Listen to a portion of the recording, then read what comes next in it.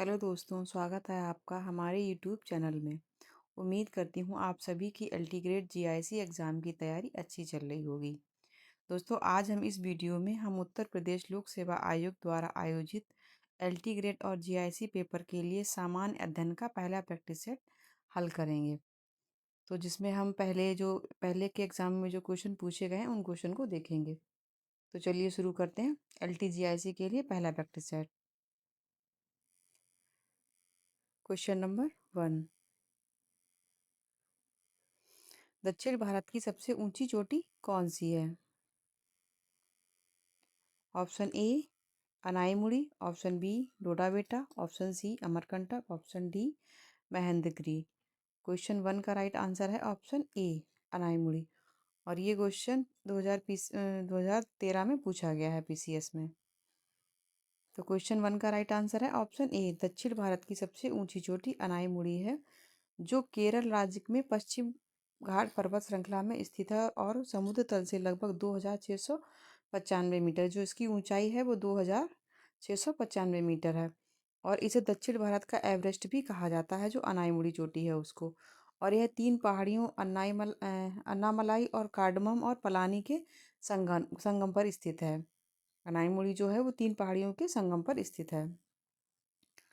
तो इसका जो ऊंचाई है वो 2000, ये भी याद रखना है आपको। और इसका जो स्टेट पड़ता है, राज्य पड़ता है, वो केरल राज्य में है, जो अनाईमुड़ी चोटी है।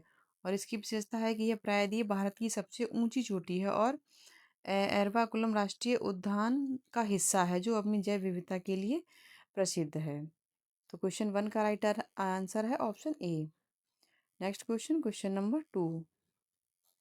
डच ईस्ट इंडिया कंपनी ने किस वर्ष अपनी फैक्ट्री पटना में स्थापित की थी? ऑप्शन ए 1601 में, ऑप्शन बी 1632 में, ऑप्शन सी 1774 में, ऑप्शन डी 1651 में। तो क्वेश्चन 2 का राइट आंसर है ऑप्शन बी 1632 में। डच ईस्ट इंडिया कंपनी ने 1632 में पटना में अपनी फैक्ट्री स्थापित की थी, और जो बाद में पटना कलेक्ट्रेट के नाम से जाना गया था। और यह नमक, अफीम और कपड़ों के व्यापार का एक महत्वपूर्ण केंद्र था। जो पटना में फैक्ट्री स्थापित की गई थी ईस्ट इंडिया कंपनी के द्वारा, उसमें अफीम और कपड़े और व्यापार का एक केंद्र बन गया था वहाँ पे। तो इसकी स्थापना जो हुई थी वो 1632 में हुई थी पटना में। और इसका जो महत्व था वह डचों के लिए नमक, अफीम और वस्त्र जैसे सामान का व्यापार का एक महत्वपूर्ण केंद्र बन गया था, जो डच व्यापारी थे उनके लिए। तो क्वेश्चन 2 का राइट आंसर है option B. Next question, question number 3। Mahadev पहाड़ियाँ भाग हैं। Option A Satpura, option B Vindhya range, option C Pashchimi Ghat, option D इनमें से कोई नहीं। क्वेश्चन 3 का राइट आंसर है ऑप्शन ए सतपुड़ा। ये क्वेश्चन भी 2014 में पूछा गया है लोकसभा आयोग के द्वारा। और महादेव पहाड़ियाँ सतपुड़ा पर्वतमाला का एक भाग हैं, जो मध्य भारत के मध्य प्रदेश राज्य में स्थित हैं और नर्मदा और तापी नदियों के बीच फैली हुई है। ये पहाड़ियाँ ऊंचे पठार और खड़ी चट्टानों से बनी हुई हैं, जिनका सबसे ऊंचा शिखर धूपगढ़ है। ये भी आपको याद रखना है कि जो इनका जो महादेव पहाड़ियाँ हैं उनका जो सबसे ऊंची चोटी, जो सबसे ऊंचा शिखर जो है वो धूपगढ़ है। तो ये आपको याद रखना है कि ये भी पूछ लिया जाता है। और ये उष्णकटिबंधीय नम पर्णपाती और प्राकृतिक सुंदरता के लिए जानी जाती हैं। और जो पंचमढ़ी पर्यटन स्थल है वो यहीं पे पाया जाता है, सतपुड़ा रेंज में। तो जो इसका स्थान है वो मध्य प्रदेश सतपुड़ा में है। और इसकी संरचना जो है, जो महादेव जो चोटी वो है, महादेव पहाड़ियाँ जो हैं उनकी जो संरचना है वो बलुआ पत्थर की है। और पठार और खड़ी चट्टानें भी इसमें पाई जाती हैं। क्वेश्चन 3 का राइट आंसर है option B. Next question, question 4। Dhupgarh चोटी स्थित है। Option A Satpura range, option B Maikal range, option C Vindhya range, option D इनमें से कोई नहीं। क्वेश्चन 4 का राइट आंसर है option A Satpura range. Dhupgarh चोटी जो है वो सतपुड़ा पर्वतमाला में स्थित है, और जो मध्य प्रदेश के पंचमढ़ी हिल्स होशंगाबाद जिले के पास में है। और ये मध्य प्रदेश की सबसे ऊंची चोटी है। जो धूपगढ़ चोटी है वो मध्य प्रदेश की सबसे ऊंची चोटी है, और इसकी ऊंचाई लगभग 1352 मीटर है। इसकी ऊंचाई भी इम्पोर्टेंट है, क्योंकि इसकी ऊंचाई भी कभी कभी पहाड़ियों की ऊंचाई भी पूछ ली जाती है। तो जो सतपुड़ा महादेव पहाड़ियाँ हैं वो सतपुड़ा रेंज में पड़ती हैं और ये मध्य प्रदेश में आता है और पंचमढ़ी शहर में। और इसकी विशेषता है, यह मध्य प्रदेश की सबसे ऊंची चोटी है और धूपगढ़ चोटी सूर्यास्त देखने के लिए एक लोकप्रिय स्थान भी है। तो क्वेश्चन 4 का राइट आंसर है ऑप्शन ए। Next question, question number 5। निम्न में से कौन नील जल योजना या ब्लू वाटर नीति या जिसको ब्लू वाटर पॉलिसी भी बोलते हैं, ये किससे संबंधित है? तो option A Francisco de Almeida, option B Albuquerque, option C Dupleix, option D Robert Clive. Question 5 का राइट आंसर है option A Francisco de Almeida और ये 2016 में पूछा गया ये क्वेश्चन। ब्लू वाटर पॉलिसी जो थी वो पुर्तगाली गवर्नर फ्रांसिस्को डी अल्मेड़ा से संबंधित है और ये जो पुर्तगाली गवर्नर था फ्रांसिस्को डी अल्मेड़ा, उसी के द्वारा ये पॉलिसी लाई गई थी, ब्लू वाटर पॉलिसी, जिन्होंने भारत में पुर्तगाली शक्ति की स्थापना के दौरान 1505 से लेकर 1509 से इसने इसको लागू किया था, इसको शुरू किया था। और इसका इसका जो मतलब जो पुर्तगाल जो वायसराय बन के आया था, वो इसका समय 1505 से लेके 1509 तक था और इसका उद्देश्य भारतीय भूमि पर किले बनाने के बजाय हिंद महासागर में नौसैनिक प्रभुत्व स्थापित करना था और समुद्री व्यापार मार्गों को नियंत्रित करना था। जो ब्लू वाटर पॉलिसी जो लाई गई थी वो इसलिए लाई गई थी कि जो हिंद महासागर पे पुर्तगाली जो भी व्यापारी थे वो अपना एकाधिकार स्थापित करना चाहते थे और जो अरब देश के जो भी व्यापारी थे या दूसरे व्यापारी थे उनको में व्यापार नहीं करने देना चाहते थे, ये उनका उद्देश्य था। और इसी उद्देश्य से जो पुर्तगाली गवर्नर था फ्रांसिस्को दी अल्मेड़ा, उसने ये पॉलिसी लागू की थी और समुद्र पर एकाधिकार हो सके इसीलिए। समुद्री शक्ति बनाना, ना कि सिर्फ भूमि पर नियंत्रण करना। ये जमीन के साथ साथ समुद्र पर भी अपना नियंत्रण करना चाहते थे और हिंद महासागर और अरब सागर में पुर्तगाली व्यापार एकाधिकार स्थापित करना ही इनका उद्देश्य था। और व्यापारी अरब जो व्यापारी थे और अन्य यूरोपीय व्यापारी तो उनको समुद्र व्यापार से दूर रखना चाहते थे। क्वेश्चन 5 का राइट आंसर है option A Francisco de Almeida. Question next question, question number 6। भारतीय विधान पालिका प्रथम बार द्विसदनीय बनाई गई थी। ऑप्शन ए 1892 के भारतीय काउंसिल एक्ट के द्वारा, ऑप्शन बी 1909 के भारतीय काउंसिल एक्ट के द्वारा, ऑप्शन सी 1919 के भारत शासन अधिनियम के द्वारा, ऑप्शन डी 1935 के भारत शासन अधिनियम के द्वारा। तो क्वेश्चन 6 का राइट आंसर है ऑप्शन सी 1919 के भारत शासन अधिनियम के द्वारा और ये क्वेश्चन 2008 में पूछा गया है।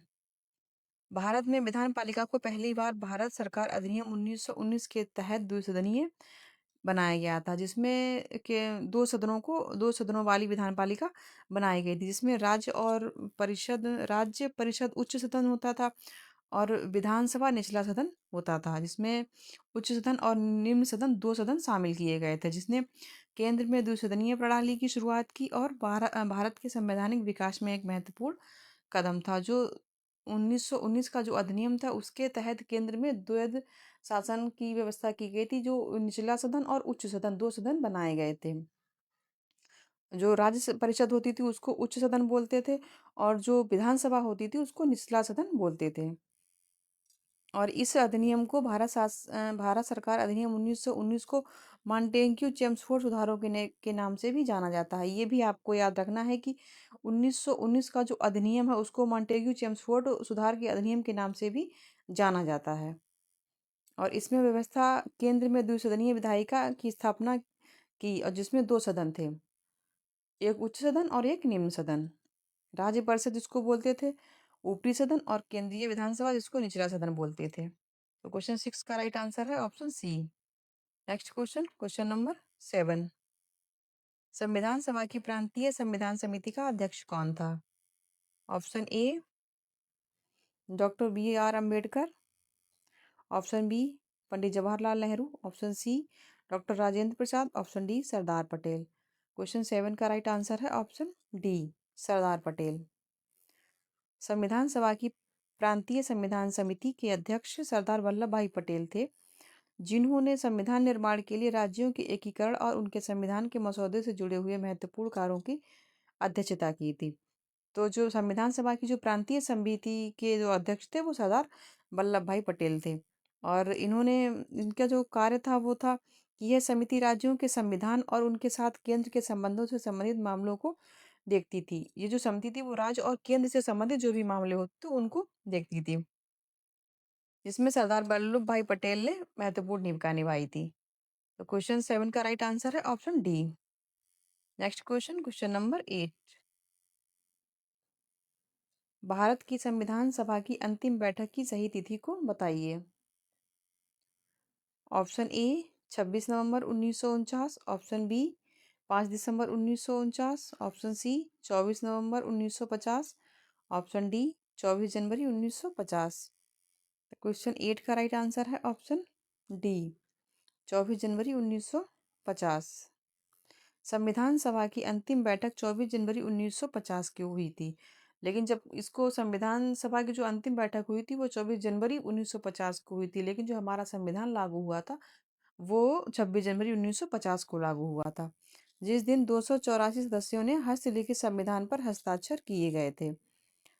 और ये भी याद रखना है कि सदस्यों की संख्या तो 284 सदस्य इसमें थे। और इसी दिन डॉक्टर राजेंद्र प्रसाद भारत के पहले राष्ट्रपति चुने गए थे तथा संविधान सभा अंतरिम संसद में परिवर्तित हो गई थी। तो इसकी जो अंतिम बैठक हुई थी वो 24 जनवरी 1950 को हुई थी। और इसी दिन संविधान पर हस्ताक्षर किए गए थे।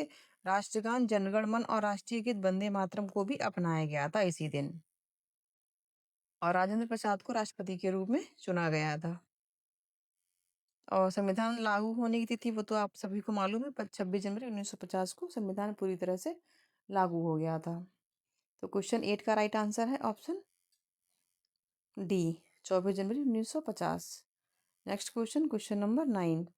किस अधिनियम के द्वारा ब्रिटिश संसद ने चाय और चीन के साथ व्यापार को छोड़कर ईस्ट इंडिया कंपनी के भारत के साथ व्यापारिक एकाधिकार को समाप्त कर दिया था।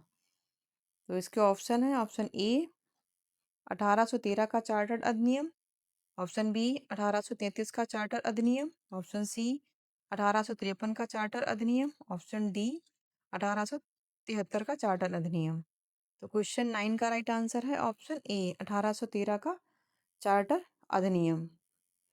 ब्रिटिश सरकार ने 1813 के चार्टर अधिनियम के द्वारा चाय और चीन के साथ व्यापार के एकाधिकार को छोड़कर ईस्ट इंडिया कंपनी के अन्य सभी व्यापारिक अधिकारों को समाप्त कर दिया था। जो 1813 का जो चार्टर अधिनियम आया था जो महारानी एलिजाबेथ के द्वारा, तो उसमें इस चीज़ का वर्णन किया गया था कि जो चाय भारत के साथ जो चाय का व्यापार है वो चलता रहेगा और चीन के साथ जो भारत का व्यापार है वो चलता रहेगा। इसके बाद इसके अलावा जो भी व्यापारिक अधिकार थे उनको इस अधिनियम के द्वारा समाप्त कर दिया गया था। सिर्फ चाय और चीन के साथ व्यापार के अधिकार को रहने दिया गया था, जिससे अन्य ब्रिटिश व्यापारियों के लिए भारत का दरवाजा खुल गया। लेकिन चाय और चीन के साथ व्यापार का एकाधिकार कंपनी के पास बना रहा था। तो जो ईस्ट इंडिया कंपनी थी उसके पास सिर्फ चाय और चीन का अधिकार बचा था, चीन के साथ व्यापार करने का अधिकार बचा था 1813 के चार्टर्ड अधिनियम के द्वारा, और बाकी एकाधिकार समाप्त कर दिए गए थे। और इससे जो अन्य व्यापारी थे उनको भी व्यापार करने का मौका मिल गया था। इस अधिनियम ने चाय और चीन के साथ व्यापार और अफीम के व्यापार को छोड़कर भारत में कंपनी के बाकी सभी व्यापारिक अधिकारों को खत्म कर दिया था। तो चीन और चाय के साथ जो व्यापार था वो 1813 का जो चार्टर्ड अधिनियम था उसके अंतर्गत इनको इन दोनों अधिकारों को बनाए रखा और बाकी अधिकार खत्म कर दिए गए थे। और जो कंपनी का शासन था वो 20 साल के लिए बढ़ा दिया गया था इसी अधिनियम के द्वारा। जो 1813 का चार्टर्ड अधिनियम था उसके अंतर्गत ही 20 वर्षों के लिए कंपनी का शासन बढ़ा दिया गया था। और इसी अधिनियम में भारतीयों की शिक्षा के लिए लगभग 1 लाख रुपए वार्षिक का प्रदान किया गया था। जो भारत में शिक्षा के लिए 1 लाख रुपए प्रतिवर्ष ईस्ट इंडिया कंपनी के द्वारा देने का प्रावधान 1813 के चार्टर में ही किया गया था। और इसी में जो ईसाई मिशनरी थे उनको धर्म प्रचार की अनुमति की भी शुरुआत इसी अधिनियम के द्वारा की गई थी। तो इस अधिनियम जो 1813 का चार्टर अधिनियम था इसमें कई सारे प्रावधान किए गए थे, जैसे शिक्षा पर 1 लाख रुपए प्रतिवर्ष देना भारतीयों के लिए, और ईसाई मिशनरियों को ईसाई धर्म की प्रचार और प्रसार करने की अनुमति इसी अधिनियम के द्वारा दी गई थी। तो ये भी आपको याद रखना है। तो 1813 के चार्टर्ड एक्ट ने ईस्ट इंडिया कंपनी के एकाधिकार को कम किया, लेकिन चाय और चीन के साथ व्यापार को बचाए रखा और भारत में ब्रिटिश वाणिज्य हितों के विस्तार का मार्ग प्रशस्त किया। तो क्वेश्चन 9 का राइट आंसर है ऑप्शन ए, 1813 का चार्टर्ड अधिनियम। Next question, question number 10। Native marriage act किस वर्ष पारित किया गया था? ऑप्शन ए 1810 में, ऑप्शन बी 1872 में, ऑप्शन सी 1874 में, ऑप्शन डी 1876 में। तो क्वेश्चन 10 का राइट आंसर है ऑप्शन बी, 1872 में। नेटिव मैरिज एक्ट या मूल विवाह अधिनियम 1872 में पारित किया गया था, जिसे आधिकारिक तौर पर विशेष विवाह अधिनियम 1872 के नाम से जाना जाता है, और यह अंतर जातीय और अंतर धार्मिक विवाहों को कानूनी मान्यता देने की दिशा में पहला कदम था। तो ये जो नेटिव मैरिज एक्ट जो था वो अंतर जातीय और अंतर धार्मिक विवाहों से संबंधित था ये अधिनियम। हालांकि यह शुरुआत में वैकल्पिक था और मुख्य रूप से ईसाई विवाहों पर लागू होता था। तो ये जो नेटिव मैरिज एक्ट था वो 1872 में लागू हुआ था, और इसका उद्देश्य जो था वो अंतर धार्मिक और अंतर जातीय विवाहों के लिए एक कानूनी ढांचा प्रदान के लिए लाया गया था। और ये जो कानून लाया गया था 1872 में, वो उस समय जो वायसराय थे वो तो लॉर्ड नॉर्थब्रुक थे। ये भी याद रखना है कि किसके समय में लाया गया था। तो वायसराय लॉर्ड नॉर्थब्रुक के समय में ये नेटिव मैरिज एक्ट लाया गया था। और आधुनिक भारतीय कानून में इसके स्थान पर, जो वर्तमान में इस कानून के स्थान पर विस्तृत रूप से हिंदू विवाह अधिनियम 1955 और विशेष विवाह अधिनियम 1954 जैसे कानून हैं, जो सभी नागरिकों पर लागू होते हैं। जो हमारे वर्तमान में जो भी विवाह संबंधी कानून है वो 1955 और 1954 के जैसे कानून हमारे उसमें चल लागू हैं अभी। तो ये था क्वेश्चन 10 का राइट आंसर है ऑप्शन बी, 1872। तो ये था हमारा आज पहला प्रैक्टिस सेट। उम्मीद करते हैं आपको ये हमारा सेशन अच्छा लगा होगा, और मिलते हैं एक नए प्रैक्टिस सेट में नए प्रश्नों के साथ। तब तक के लिए नमस्कार। ऐसे ही यूज़फुल वीडियो पाने के लिए हमारे चैनल को सब्सक्राइब करें, ताकि हमारी हर वीडियो की नोटिफिकेशन आप तक पहुंचती रहे। धन्यवाद।